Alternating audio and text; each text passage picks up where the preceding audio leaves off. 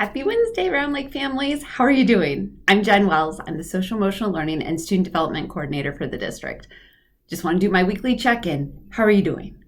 How are you doing on taking care of yourself? How are you doing in terms of having those positive affirmations? Are they working for you? So here's some more questions for you. Did you, in the past week, connect with those people that you wanted to? Did you call them on the phone? Were you able to have a social distance conversation? Did you just send them a quick text?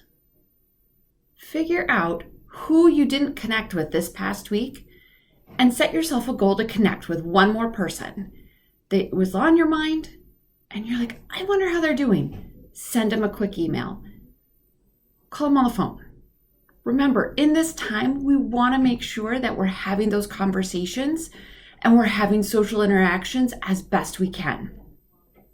The next thing, how are you doing in terms of putting effort and energy into the things to take care of yourself? Have you built in time on a regular basis in your routine to take 3 minutes and just sit down and focus on you?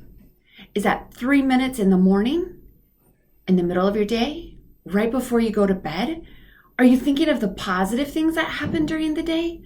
Again, research goes and tells us that the more positive that we put into our brain of thoughts, the happier we're going to be, the more healthy that we're going to be. So take that time, focus on you. Time management strategies. What are you using? Is it working? Is the routine that you have working for your family? Are you getting everything done that you need to get done? I know for me, one of my struggles is my cell phone.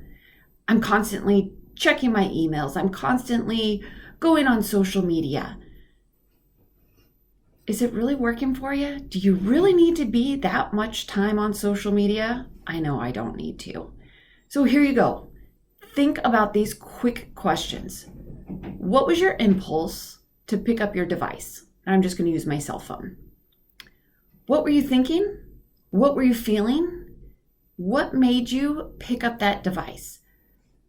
Are you suffering from the fear of missing out? I know I am.